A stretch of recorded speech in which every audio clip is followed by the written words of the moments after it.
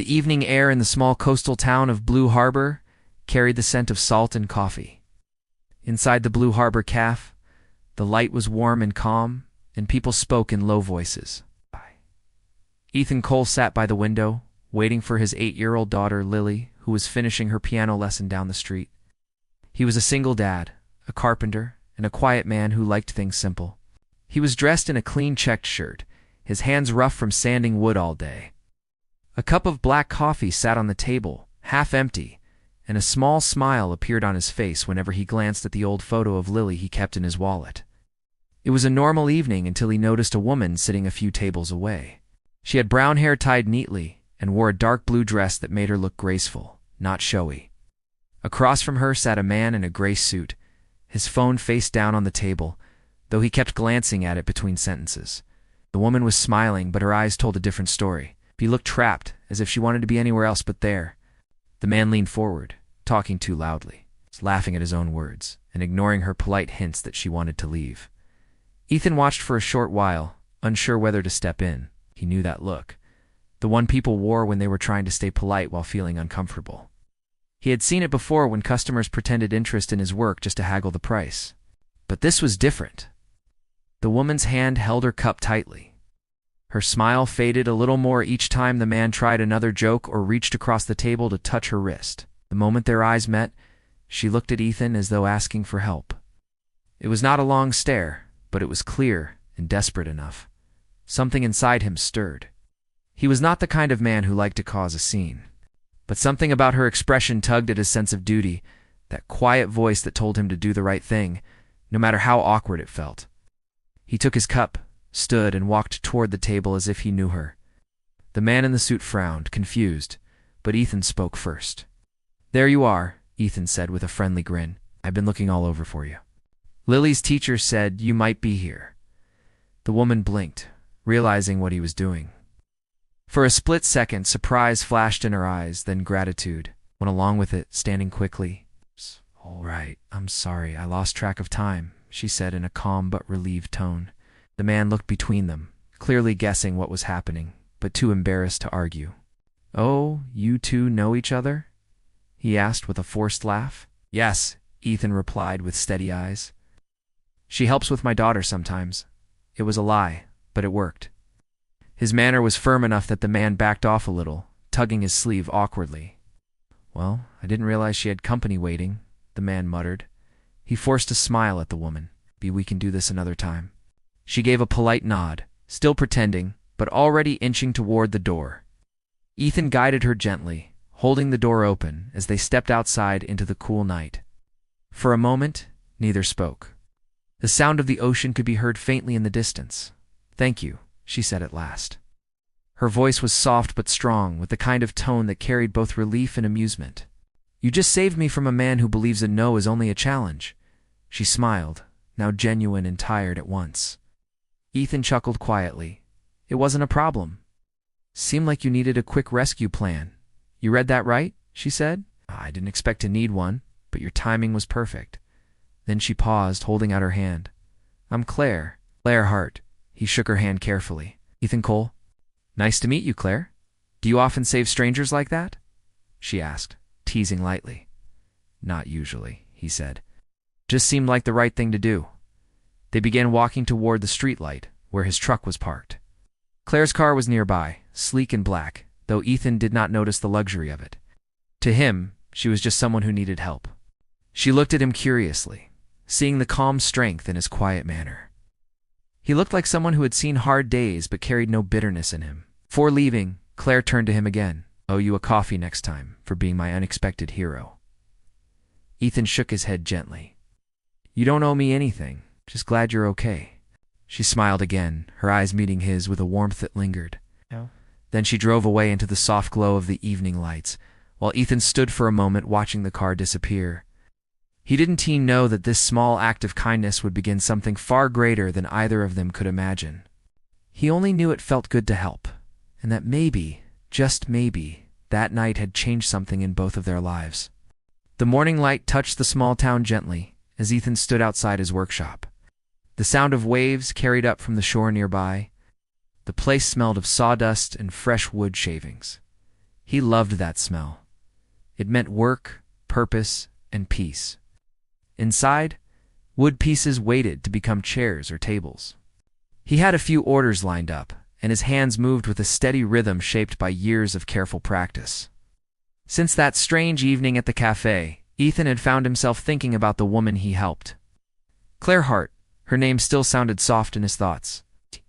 He had not expected to see her again, but he caught himself glancing toward the cafe whenever he passed by. It was not the kind of thing he usually did. He had learned long ago to keep life simple. Raising Lily was his world, and he did not want anything to complicate it. Still, his mind went back to her laugh and the grateful spark in her eyes. Later that week, while he was sanding a small table, he heard Lily's laughter outside. She was talking to someone.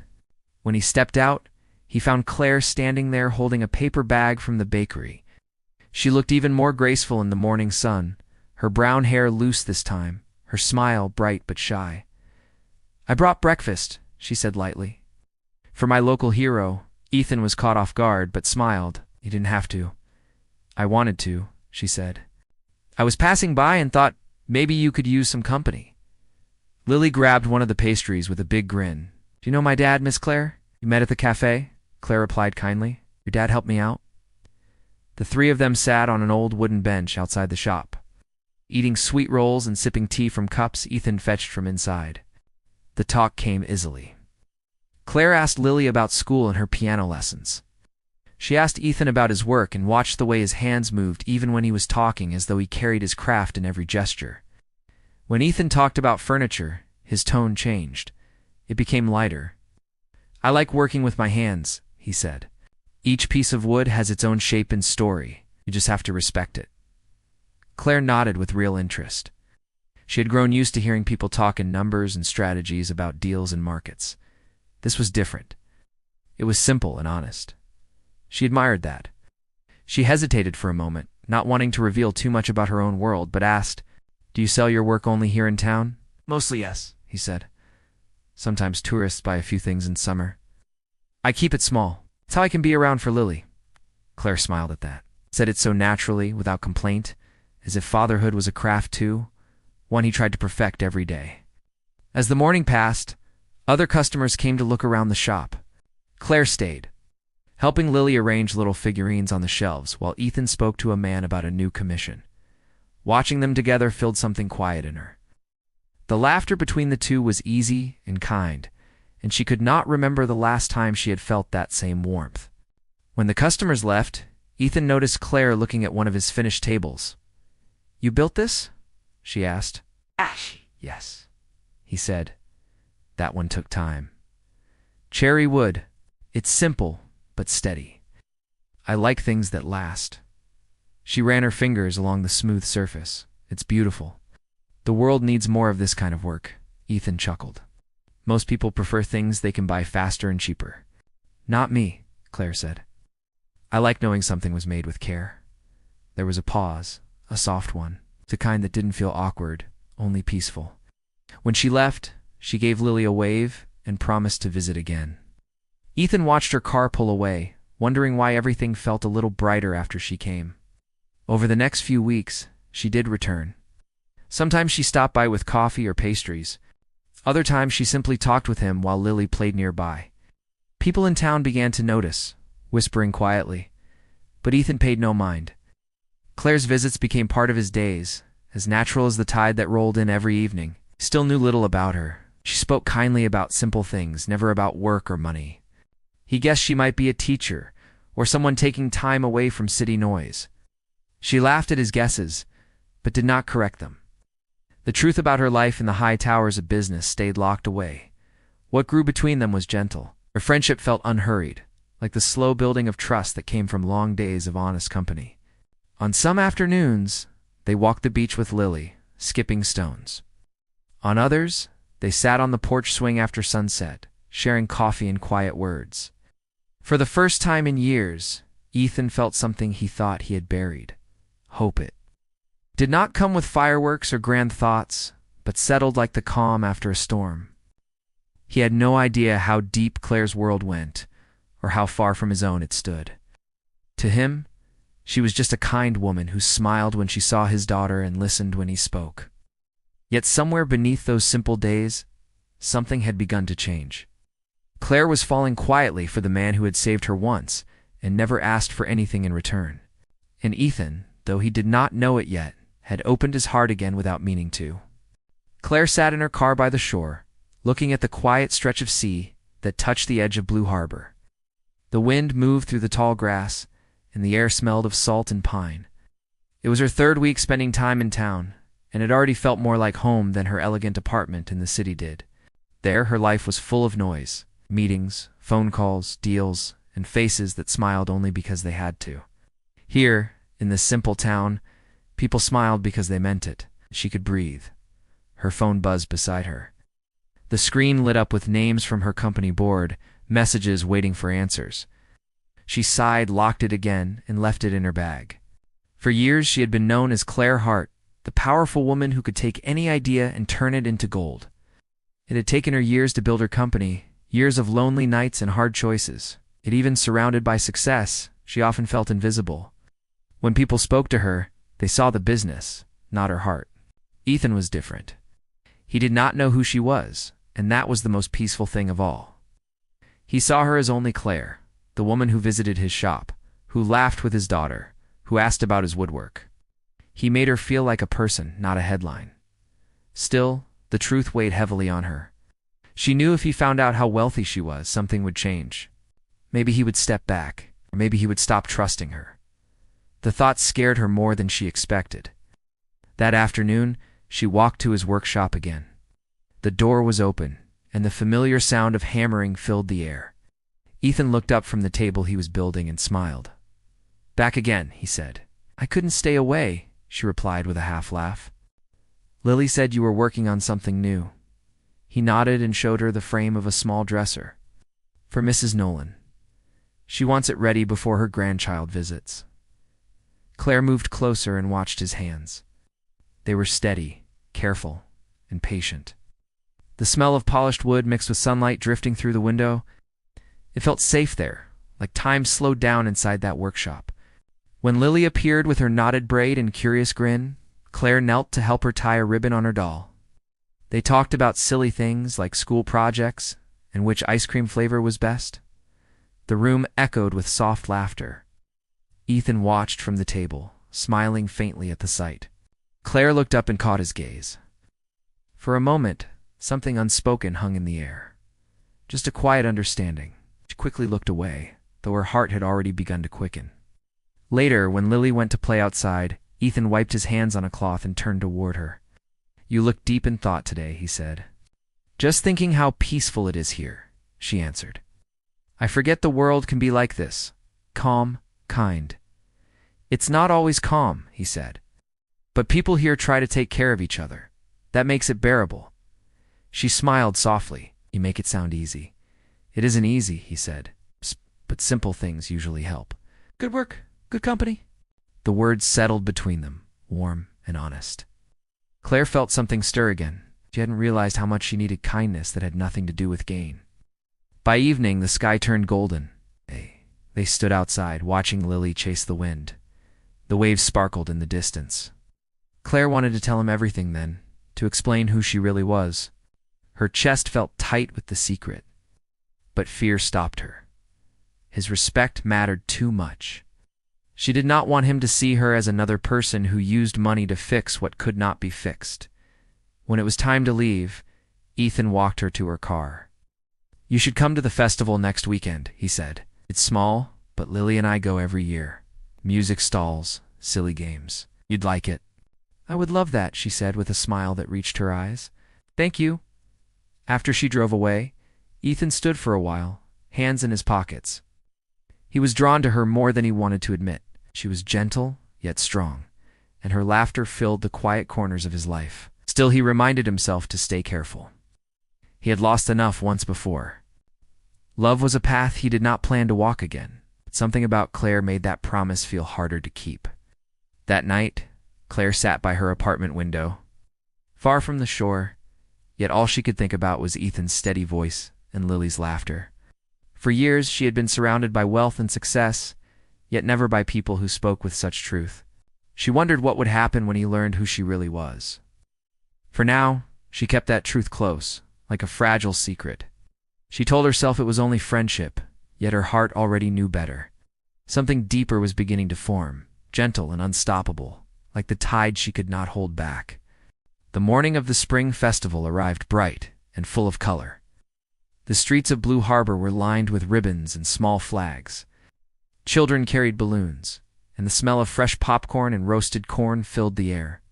Ethan stood beside his truck with Lily, helping her tie her red scarf so it would not blow away. She was too excited to stand still. Every few seconds, she pointed at something new, her small voice full of joy. Across the street, Claire stepped from her car wearing a soft green dress that caught the sunlight. She looked different from her city self, freer somehow. When she saw Ethan and Lily, she waved with a smile that made Ethan's chest warm. He lifted his hand in reply, noticing how even the bright colors of the festival seemed a little softer around her. "Dad, look who's here," Lily said as she ran to Claire and gave her a hug. Claire laughed and hugged her back. "Someone looks ready to win every game in the fair. I'm going to try," Lily said proudly. Ethan walked over with his usual calm smile. "Good to see you," he said. "Ready for small-town chaos?"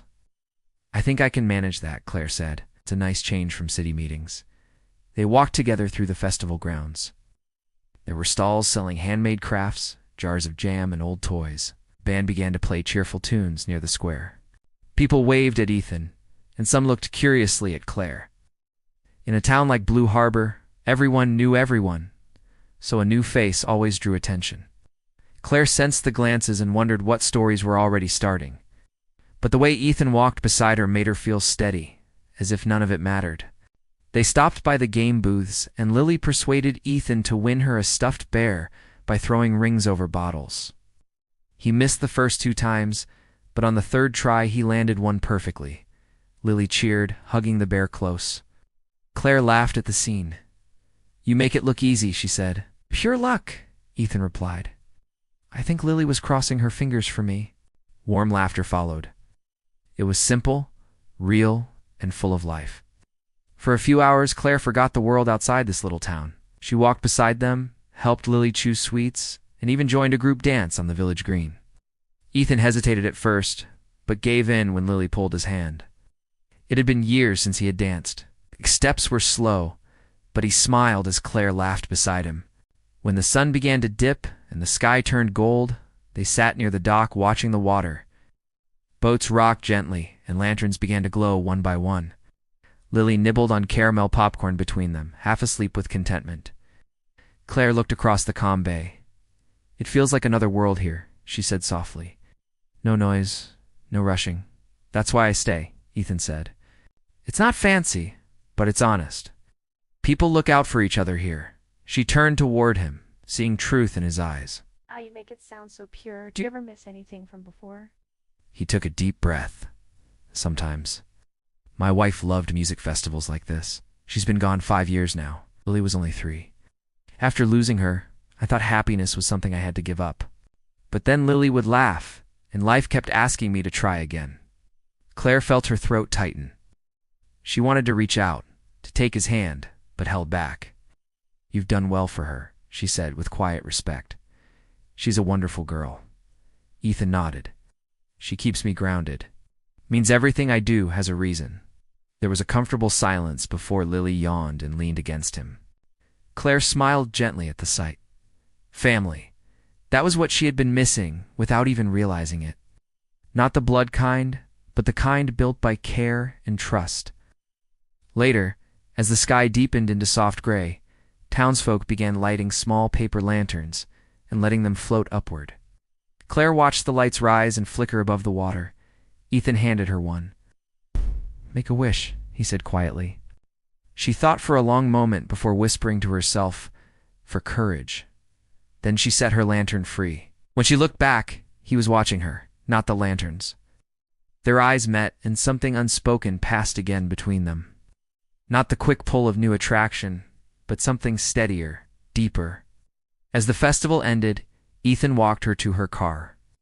"Thank you for coming," he said. "I should be thanking you," she replied. "This has been the best day I've had in a long time." She hesitated before adding, "You and Lily make me feel like I belong here." Ethan's voice grew suddenly gentle. Then maybe you do. Claire smiled, her heart swelling with something both sweet and uncertain. She drove away under the soft glow of streetlights, her mind filled with the sound of laughter, music, and the calm voice of a man who did not know he had already changed her world. That night, she sat by her window once again, unable to stop smiling. The truth of her life in the city waited for her, but now it felt like a distant shadow. Here in Blue Harbor, she was simply Claire, and that was enough. Yet deep within, she felt the growing pull of something tender and real. Something she feared to lose if the truth ever came between them. The morning after the festival came with a clear blue sky and the smell of sea salt drifting through the air. Ethan felt calm as he worked in his shop, shaping a small wooden stool for a neighbor. Every tap of the hammer was easy and even. Lily hummed softly in the corner while painting a small birdhouse. Everything felt right, balanced and peaceful. But in the city that same morning, a newspaper headline carried a large photo of Claire standing on a stage. She wore a business suit, not her soft dress or warm smile. Above the picture read her full name and company title. Someone in Blue Harbor saw the article online, and before noon, whispers began spreading through the town like wind through tall grass. When Ethan stepped outside near midday to grab lunch, an old friend from the market called out, "Did you know the nice woman who's been visiting your shop is some kind of big company boss from the city?" Ethan stopped mid-step, unsure if he had heard right. "Big company boss?" he repeated slowly. The man nodded. "Claire Hart, the one who started that tech company everyone talks about.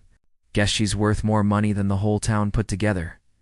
Ethan smiled in confusion and walked away, but his thoughts turned heavy. Went home, opened his computer, and searched her name.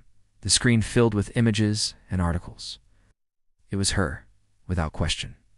Claire Hart, founder and leader of one of the top firms in the state. He stared at her face on the screen, feeling like the air had left the room. That evening, when she came to the workshop as usual, everything felt different. She stepped in with her cheerful tone, holding a paper bag. "I brought lemon muffins. Lily said you liked them," but Ethan's face was calm, too calm. He wiped his hands and said quietly, "I saw something today." Claire froze just a little. "I think I know what you saw," she said softly. "So, it's true," he said. "You're a millionaire tycoon who just forgot to mention it?" His voice was not angry, but it was full of disbelief. She set the bag down slowly. "Ethan, please let me explain. I didn't hide it to fool you. I just wanted to be seen as me, not my job. You and Lily made me feel normal for once." He pressed his lips together. "Normal. Claire, you know how hard it is for me to trust people? I thought we were building something honest. Now it feels like I've been talking to someone wearing a mask." Her eyes filled with tears. "It was never a mask. The woman who stood in your shop, who helped Lily with her homework, who laughed with you at the festival, is the same woman standing here now." Ethan shook his head slowly. "Maybe so. But you could have told me from the start. Did you think I'd treat you differently?" "I was afraid you would," she said. "Everyone does. People either want something from me, or they're intimidated by what I have. I didn't want that with you." He stood quietly for a long time, staring at the floor. He wanted to believe her, wanted to reach out, to take her hand and tell her it did not matter. But something in him was wounded by her silence. "I need some time," he said finally. "I can't think straight right now."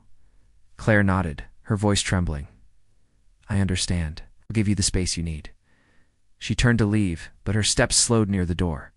"For what it's worth," she whispered, "you're the only person who's ever made me wish I could give up everything else." Oh. Then she walked away into the pale evening light. The bell above the shop door rang once and grew still.